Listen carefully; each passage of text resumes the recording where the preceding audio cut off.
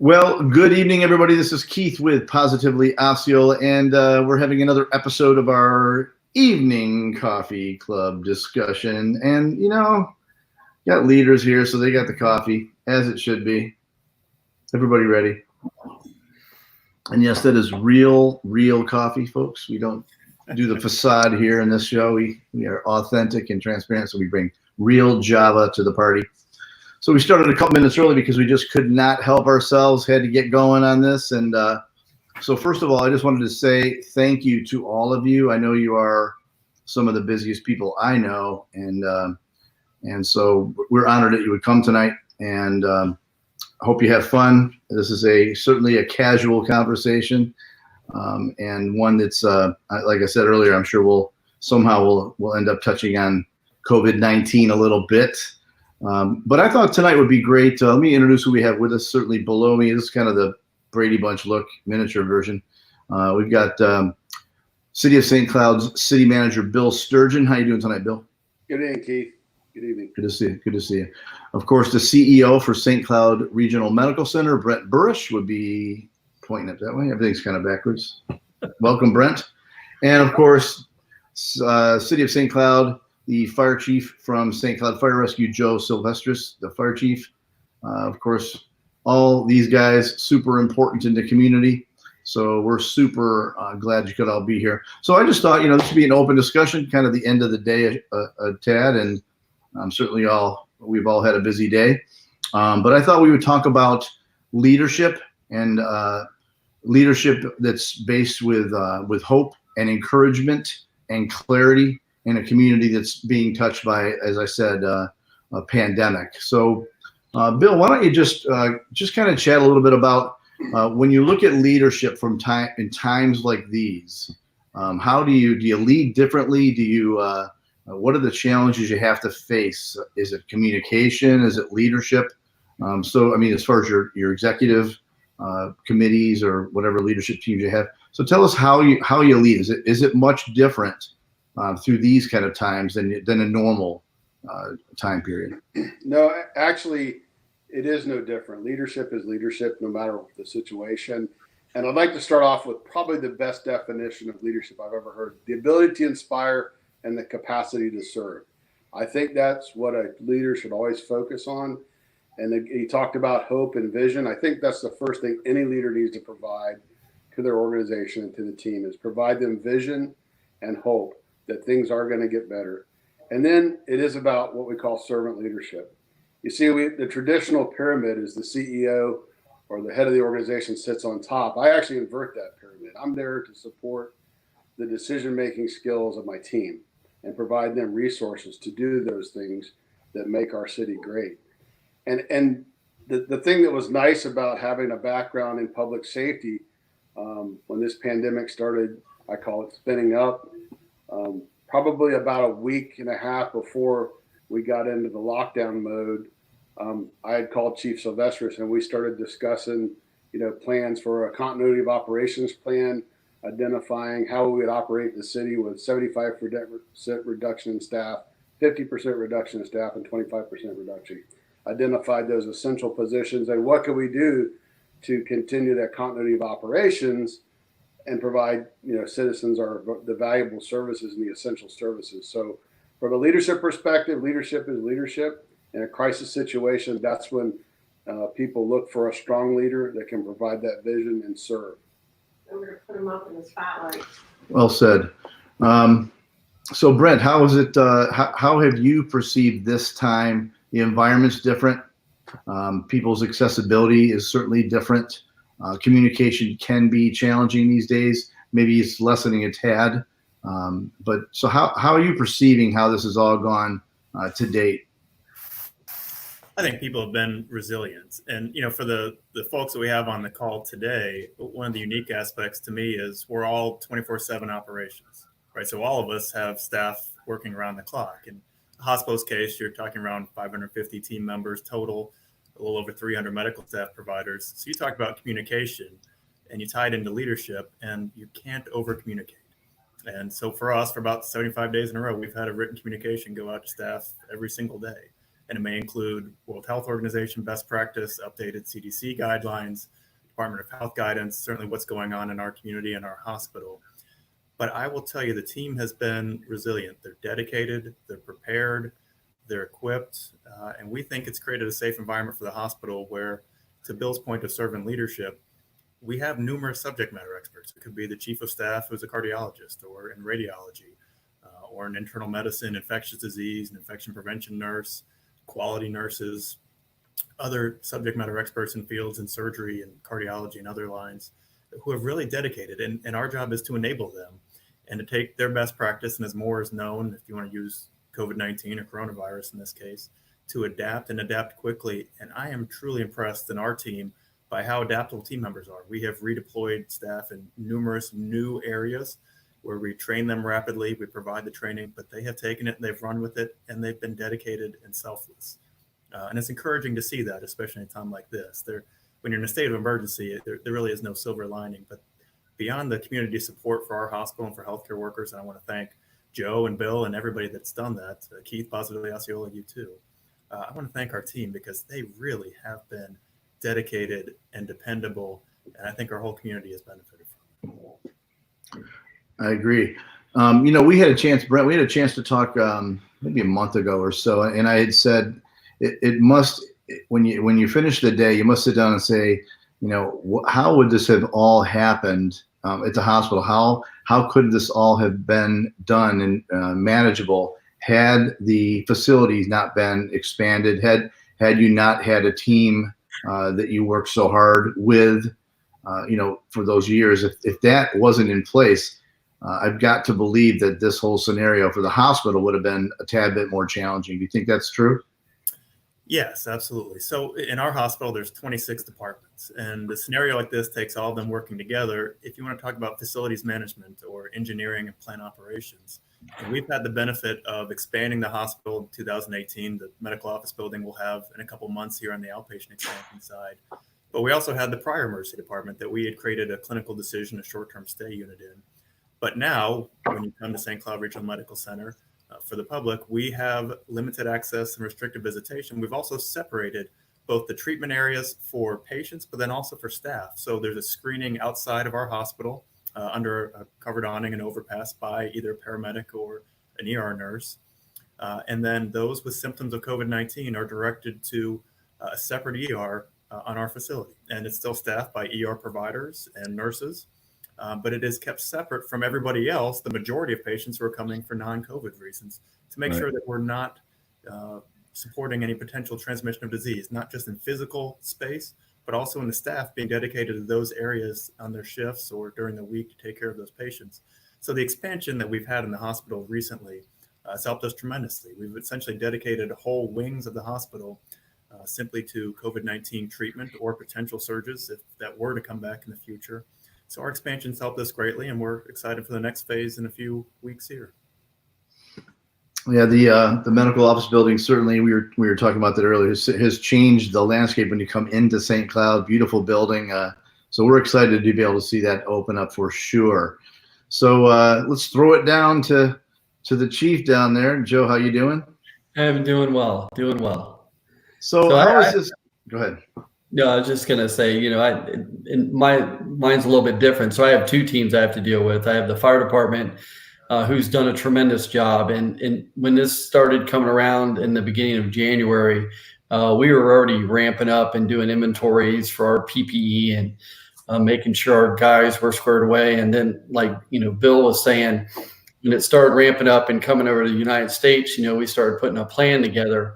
So I have the fire department team. And really the team that's out there on the front line are the ones that are doing it. And I'm with Bill and Brent. It's about servant leaders. It's about me providing them what they need to do the job, not them doing stuff for me. And then I have the other team. I have the directors that I had to pull together and come together as a team and develop this continuity of operations plan. With a reduced staff and some behaviors that had to change. And that plan kind of morphed in to a revised plan.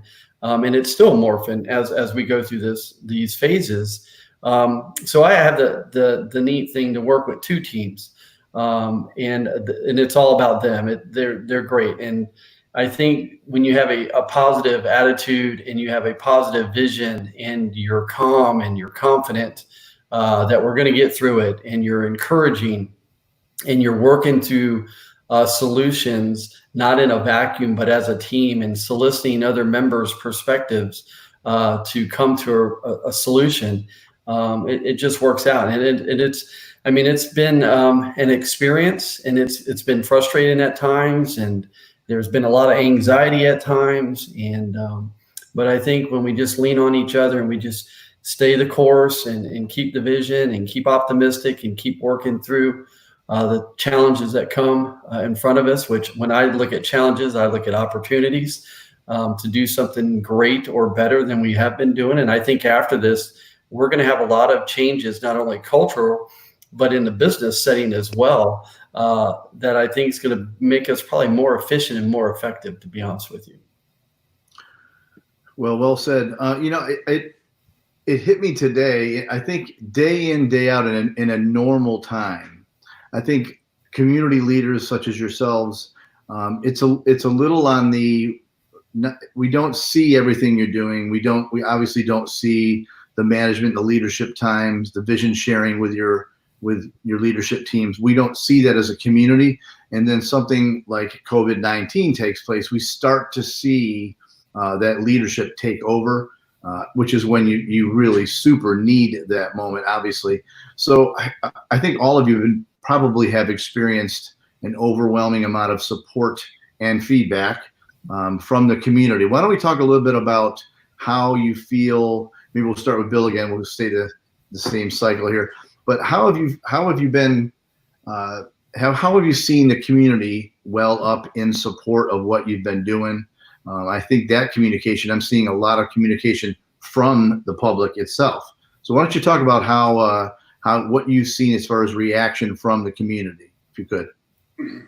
Sure, Keith. And right out of the gate, when we developed our incident management team, which Joe's the incident commander for that, we realized it was a communication issue. We immediately went to work on our website, getting relevant, accurate, and real-time information onto our website. And there was a little bit of lag, because you remember when COVID-19 pandemic hit the United States, it rapidly moved through the country, and we were making decisions with limited information or changing information. So I think from the citizens' perspective in St. Cloud, they've been very patient. They've asked good questions. I don't think we've let them down. We've tried to over-communicate and make sure they had all kinds of information.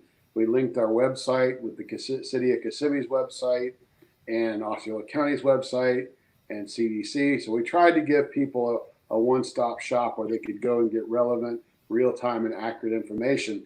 In addition to that, we started a weekly update from the city manager's office that goes out to the public on our website, and then also through our employees also, that we make sure they're getting relevant, real-time, and accurate information. So it is about communication, and it's critical that we maintain those lines of communication.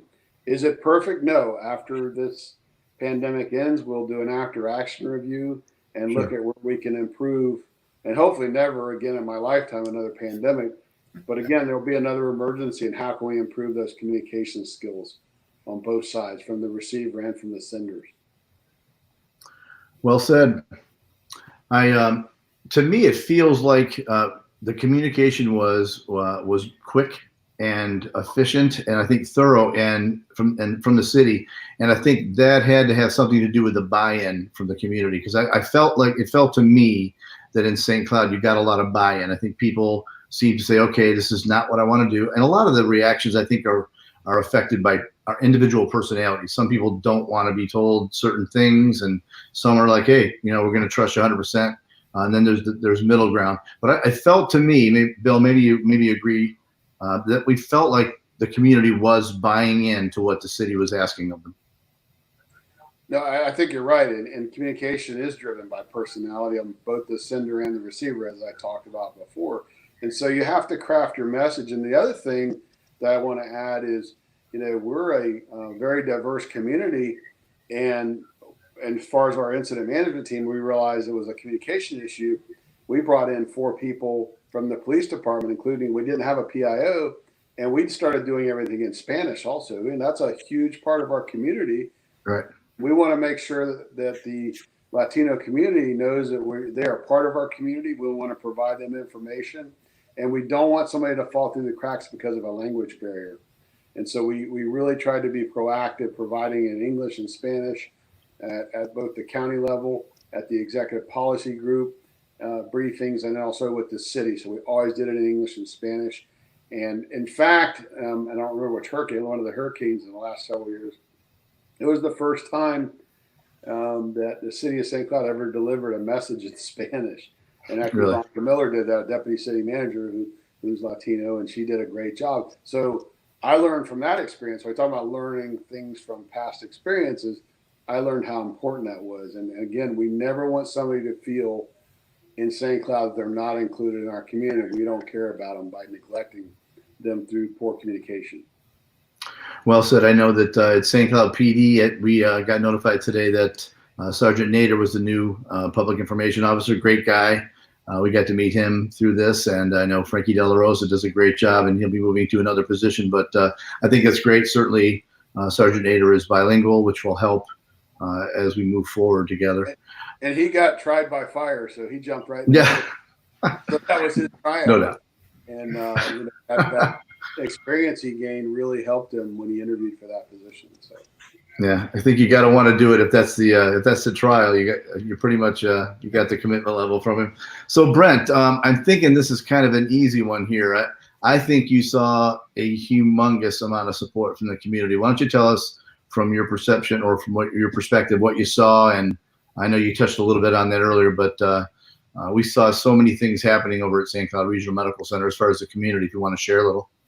Yeah, absolutely. I've been privileged to be the CEO here for a little over 6 years, and throughout this pandemic is the most visible support I've seen for our hospital. And it solidifies the role that our hospital tries to play in service to the whole community, and really back to our mission, which is to provide safe, compassionate, and accessible healthcare to St. Cloud and surrounding communities. So thank you, Joe and Bill and Positively Osceola and everybody. We've had multiple parades of cars coming through, including St. Cloud's Police Department, the Osceola County Sheriff's Department, and others in private settings coming through while social distancing, but to show their support for healthcare workers, especially those on the front line, but those that also support them, from materials management to others. Hospitals love to party. So the end of April was Patient Experience Week. We got to show our support to patients. That was followed by National Nurses Week in the first week of May.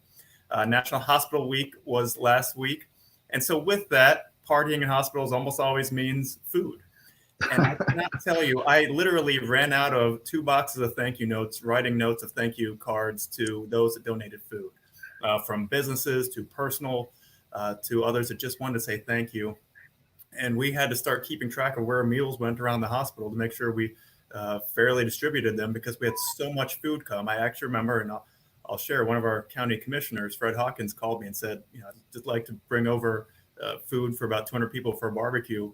Can I come tomorrow? And I said, Fred, I already have 300 meals being delivered tomorrow. And can you come on Friday, please? And he did with Jimmy Bears. But, the fact that we had to have that type of contribution to that type of conversation really speaks to the whole community support. Spiritual care has been a big part of it. So our mayor, the hospital has a chaplain as well named Jay McCaig, and several others in the spiritual care community have come and done prayer groups outside our hospital. They recorded videos for Easter for patients who may be here, Awesome. or for family members. It's wonderful in terms of support. And so what I'll close and thanking is a good transition to Joe is, now that the hospital is done partying for about 3 weeks in a row, this week is National EMS Week.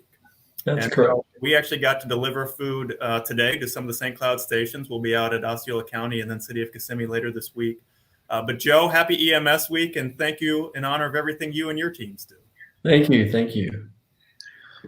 And so there you have it. It's on you now. So what do you see? You guys, obviously, your position is deep into the frontline workers as well, and throughout this, how has it affected you as far as the community support and your communication with the public? I think the community, well, I'll just talk about the support of the community has been awesome. There's constant flow of people coming by, thanking, bringing food, and again, National EMS Week. The outpour of community support is there. And I think the community has been awesome. This isn't something that one entity gets through. This is a whole community that we have to work through. And I think the support has been awesome. I've had the ability to talk to some business owners um, and some community people as well, and they're all supportive. They're all doing their thing. They're the thing to make this go away, hopefully. So everybody's doing their part, and it's just been great. I knew at the very beginning when I was talking to Bill when we were getting together, putting a team together. This isn't like a hurricane where you have an action plan and you got to do certain tasks, and this is a communication thing. This I knew from the get-go that communication was going to be key. We put a team together to an awesome PIO team. They have met and went beyond with expectations as far as the things that we've been able to do, trying to get as much communication out to the community and to the employees. And then we do situational reports, and I have an awesome planner as well. And we hit the door running, and I think based on the communications and that flow of communications that we're doing constantly and keeping everybody up to date and what's going on and how things are progressing, I think that's what gives everybody the confidence. And when you have that confidence, you feel at ease. The anxiety is down a little bit. And they've just been supportive. This city and the county has just been awesome. And the citizens and our partners, like the hospital, has been just crazy awesome. Well, they were always awesome anyhow. Yeah, it's really nice. It's really nice, especially in a high anxiety situation like today, or in this time, I guess. Right. Well said, sir.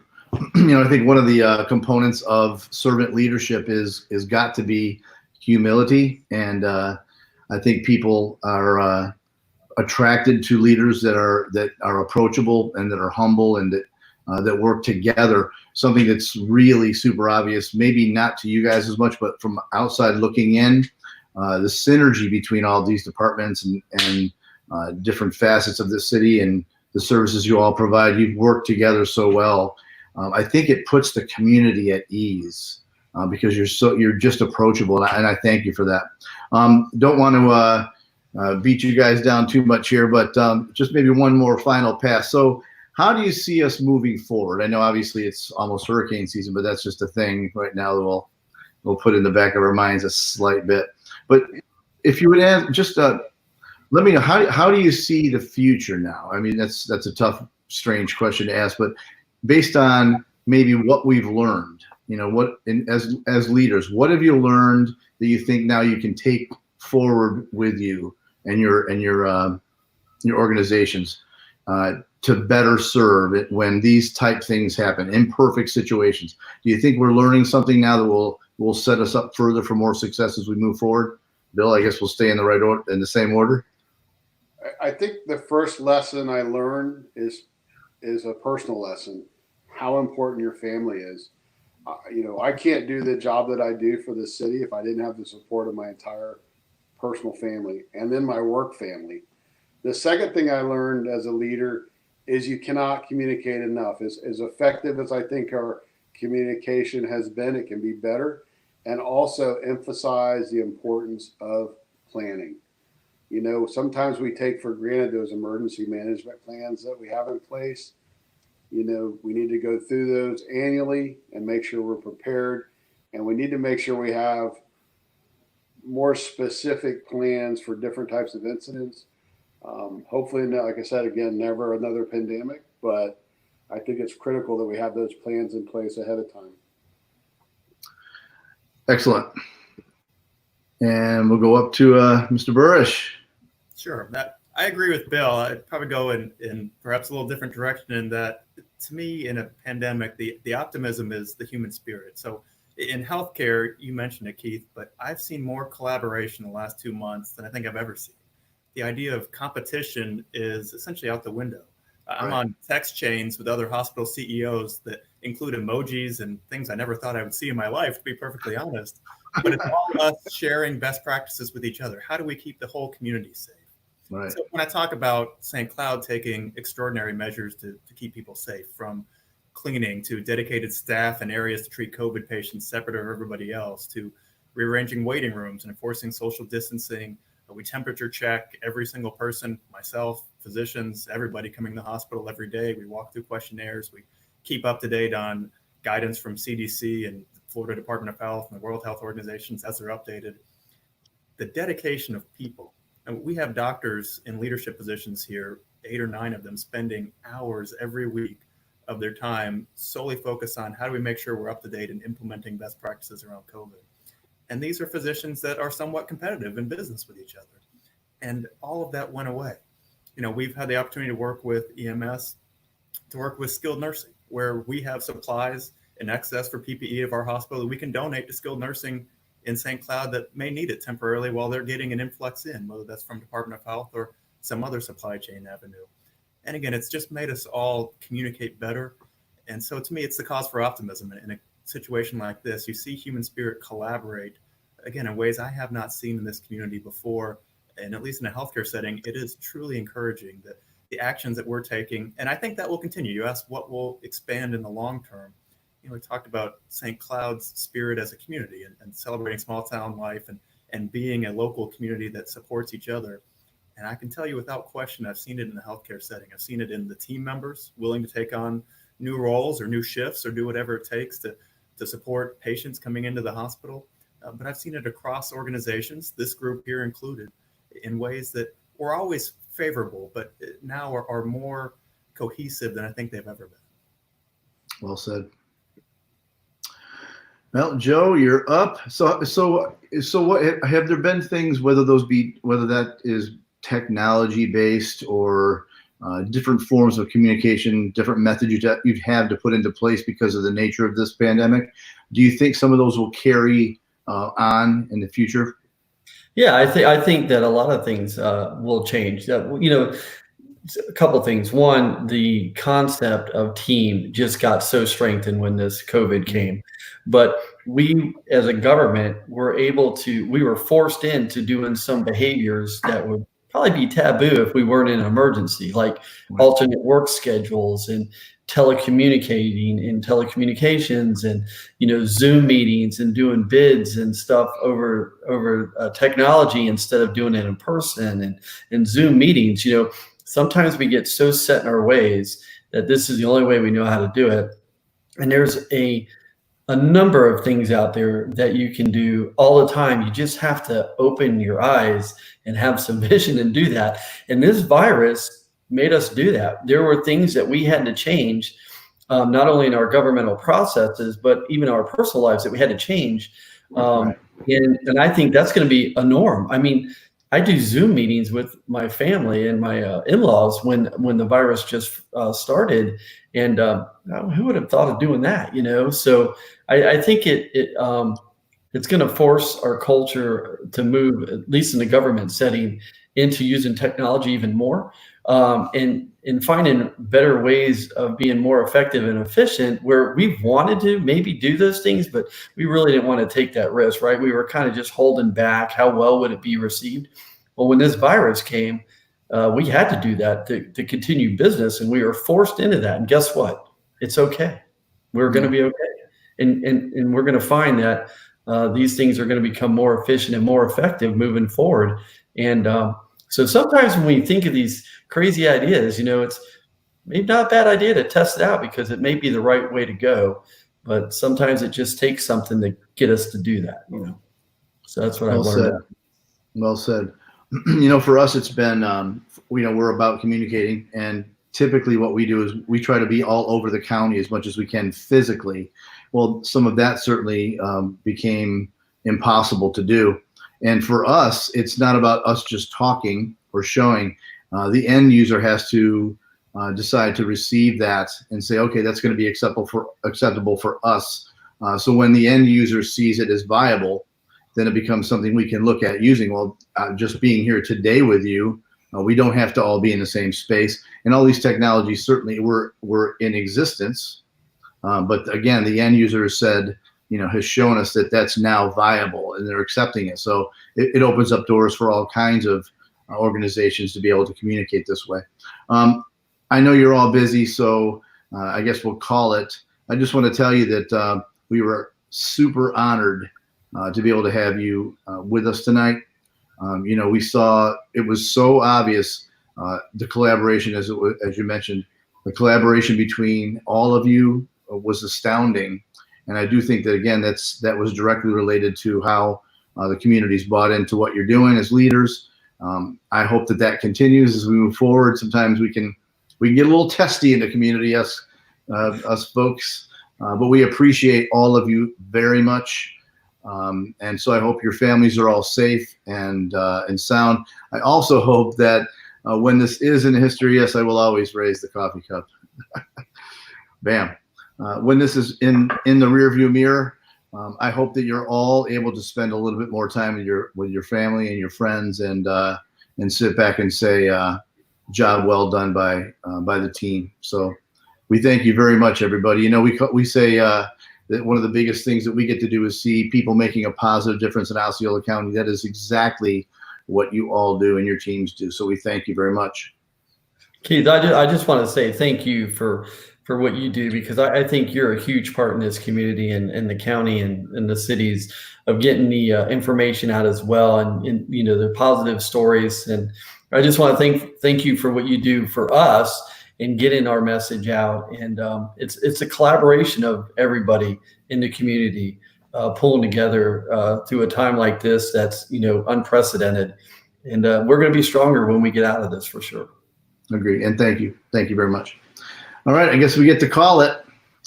So to thank you all, again, this is Keith with Positively Osceola, along with Bill Sturgeon, City Manager from the City of St. Cloud, Brent Burish, CEO, St. Cloud Regional Medical Center, and Joe Silvestris, Fire Chief from St. Cloud Fire Rescue. Guys, we thank you so much. Have a good night. Thank you. All right, again, it's Keith with Positively Osceola, making a positive difference in Osceola County. Have a good night.